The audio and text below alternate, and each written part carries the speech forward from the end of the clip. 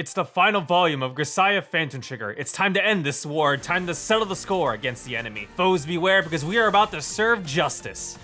Ah, shit. No, don't do this to me. Hi, my name is August, and today we're going to be taking a look at the epic conclusion to the Grisaia Phantom Trigger series. Where we last left off was the Mihama kids embarking to the battlefront to help end the war, and as the battle rages onward, casualties are rising by the minute. For seasoned veterans, this is no strange sight, but that doesn't mean the death grip of war won't seek to claim their lives. Today, let's take a look at this final volume, Grisaia Phantom Trigger Volume 8. And with that said, let's begin. Of this 2-volume arc, one of the major complaints I had about the previous volume was that there was no actual risk. We know that these girls are going to be perfectly fine. They've trained for this. Plus, they're main characters, with literal plot armor. So how do you make the reader feel invested in the story? How do you keep the reader on the edge of their seats? How do you introduce risk? By changing the perspective. Volume 8 opens up by introducing a brand new protagonist, Patrick. He's been caught in a tough spot, stuck between the two different sides, but on the enemy territory. However, he's not a soldier. Far from it, actually. He sticks to his pacifist beliefs and refuses to hold a gun. It's a refreshing perspective compared to the Mihama girls who don't have a second thought about running in, guns a-blazing. Patrick may have survived off of pure instinct, but everything is put to the test when he sees a group of young girls in this same situation as him. Yeah, I know what you're thinking. This isn't gonna end well. Angelic Howl flashbacks, anyone?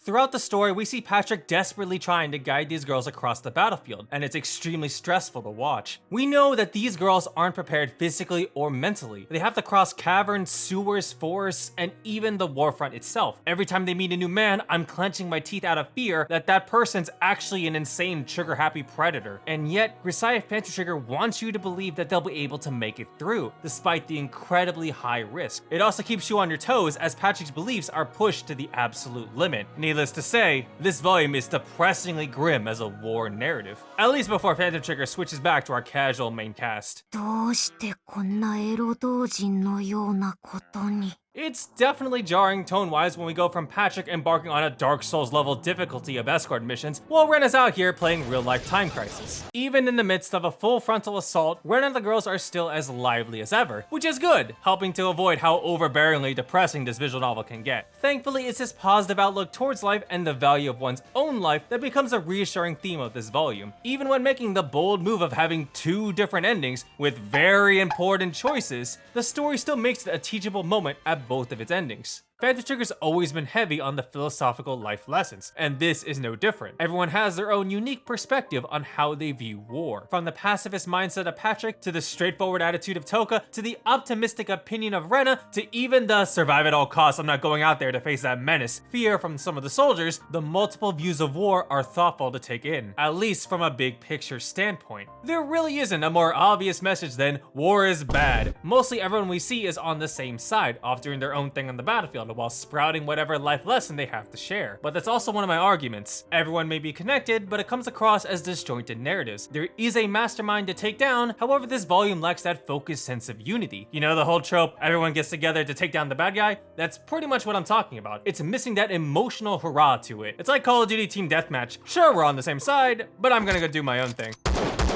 It also doesn't help that this 2-volume arc suffers from the actual main antagonist lacking presence and driving power. You could argue that the concept of war is the antagonist, but good luck fighting that.